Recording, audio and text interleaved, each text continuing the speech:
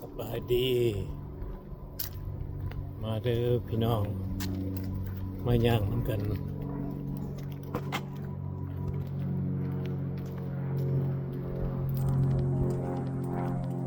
นี่เป็นดอกไม้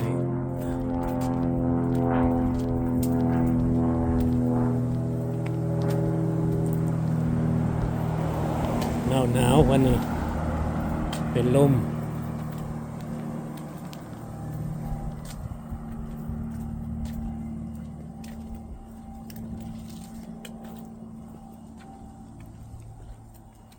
นี่มันป่าดอกไม้เขาสวนดอกไม้เขา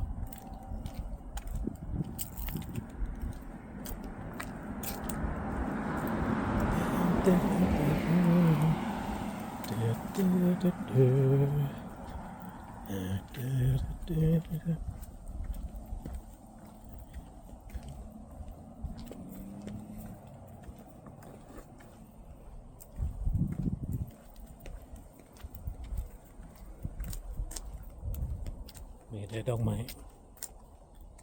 งามบ่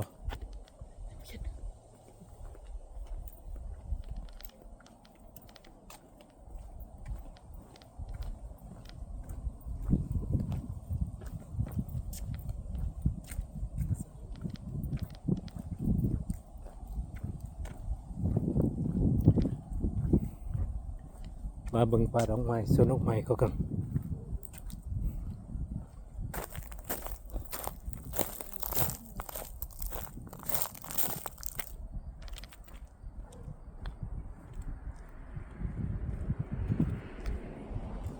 นี่เด้อพี่น้อง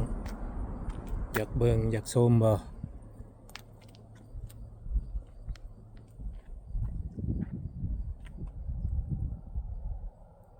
งามหลาย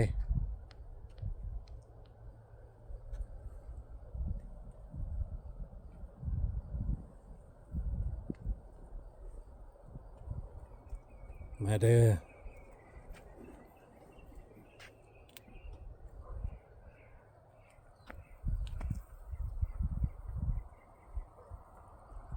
งามหลายงามหลายเบิ่งเด้อพี่น้อง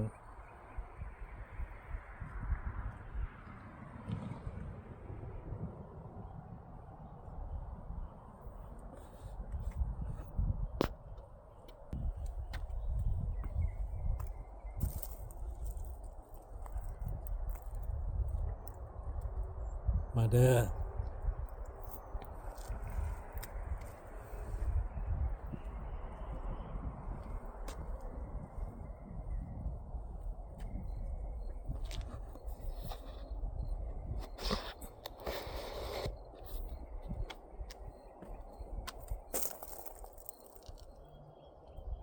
งามบ่พี่น้องเอ้ย